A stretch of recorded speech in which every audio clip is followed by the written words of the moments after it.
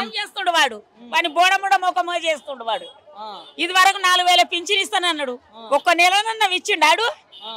ఇయ్యలే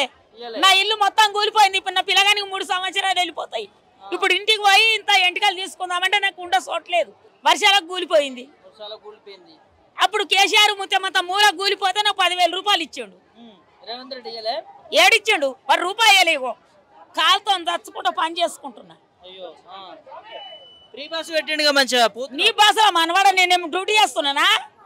డ్యూటీ చేసే వాళ్ళకు న్యాయం వాళ్ళకు డ్యూటీ వస్తుంది మళ్ళా బస్సు పిరి నేనేం డ్యూటీ చేస్తున్నాను దినం బస్సులో తిరుగుతా నేను అంతే మరి మమ్మల్ని ఏం కోటీశ్వరాలు చేస్తాడు మమ్మల్ని బొంద పెడతాడు అంతా లైన్ గా పొక్కలు తీసి వాడేం చెయ్యడు ఈ 3 సంవత్సరాలు అయిపోయింది ఇక 2 సంవత్సరాలు అయితే పోతాడు ఇక వాడు పోతాడు వాడు 10 సంవత్సరాల దాకా రేవంత్ రెడ్డి ఉంటాడట 10 సంవత్సరాలకు వాడు ఒక్క సంవత్సరం ఉండొద్దు ఎందుకు మళ్ళీ గెలిపిస్తారట మీరే మేము నేనైతే అయ్యాను ఆయన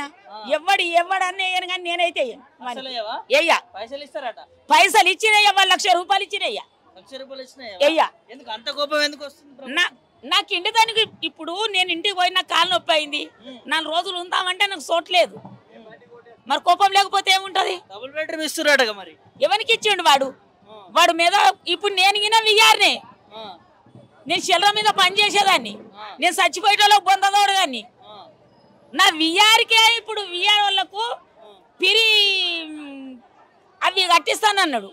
ఇంతవరకు ఒక్క ఇల్లు కట్టియలేదు ఒక్కోనికిన